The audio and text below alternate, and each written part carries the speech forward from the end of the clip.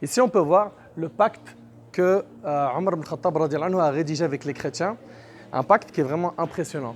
Je ne vais pas le lire en entier, mais quand on voit ici ce que Omar ibn Khattab radiallahu anhu a écrit, c'est vraiment impressionnant. Donc Omar Amir al-Mu'minin, qu'est-ce qu'il garantit à Ahl Ilya? Donc c'était ces chrétiens qui vivaient ici. Il leur accorde la sécurité. Al-aman. A'tahum amanan li anfusihim wa amwalihim wa kana'isihim. Donc il leur garantit la sécurité. Pourquoi? Pour leurs personnes, leurs biens, ainsi que leurs églises et leurs croix. Subhanallah al-ali al-azim. Ce qui est fort, c'est quand on voit comment était l'islam dans les premiers temps et comment est-ce qu'il s'est transmis. On voit réellement qu'il s'est transmis par la miséricorde, par le bon comportement. Aujourd'hui, on veut à tout prix entacher cette belle image. Et comme vous le savez, certains médias, pour ne pas généraliser, visent l'islam en l'accusant de religion de terreur, de religion de panique, etc., etc., etc. Regardez, subhanallah, c'était un calife, c'est-à-dire qu'il gouvernait, et regardez ce qu'il donne comme droit et comme garantie aux chrétiens de son époque. Donc, que leurs biens ne diminueront en rien, ok, et qu'ils ne toucheront pas à leurs adorations. La yukrahun ala dinihim, ils les contraindront en aucun cas à quitter leur religion et ils ne leur feront pas tort. Subhanallah, c'est impressionnant. Donc, dans ce pacte, on y voit ici la justice et la beauté de l'islam.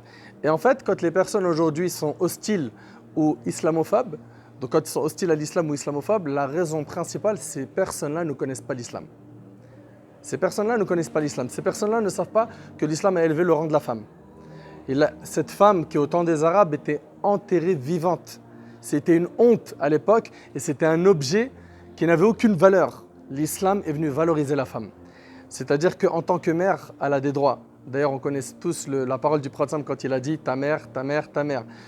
L'épouse, le prophète il a dit « le meilleur d'entre vous, le meilleur avec son épouse ».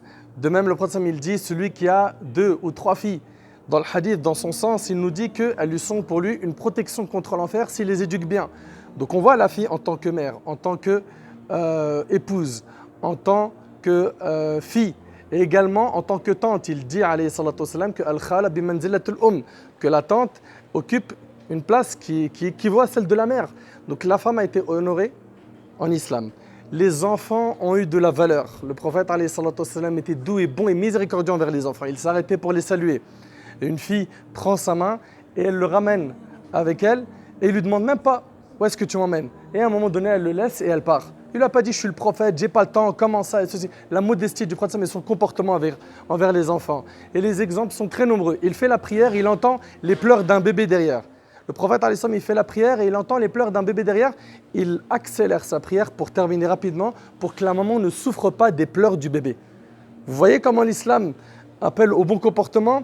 Avec les non-musulmans, on n'en parle même pas. Les exemples sont très très très nombreux. Le prophète, il avait un enfant qui était juif, qui est tombé malade. Il est parti lui rendre visite quand il est tombé malade pour prendre de ses nouvelles. C'est-à-dire qu'on voit ici que le prophète, même avec les non-musulmans, il est bon, il est doux. Avec les animaux, les exemples sont très nombreux. Les exemples sont très nombreux. On n'a pas le droit de sacrifier une bête devant une autre pour ne pas lui faire peur. On n'a pas le droit également de montrer la lame qu'on va utiliser pour sacrifier l'animal, pour ne pas lui faire peur.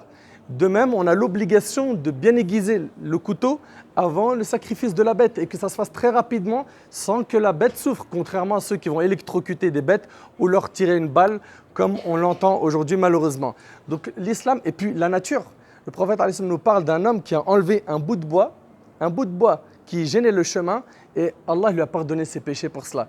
Une femme prostituée est rentrée au paradis, pourquoi? Pour avoir donné à boire à qui? À un chien. Vous imaginez un petit peu? Donc notre religion, elle est sublime et magnifique, encore faut-il la connaître. Et encore faut-il aussi que les musulmans apprennent à bien la transmettre. Par quoi? Par déjà leur comportement. Le comportement, celui qui en a un bon, qu'il sache qu'il est en train de faire ce qu'on appelle la da'wa silencieuse.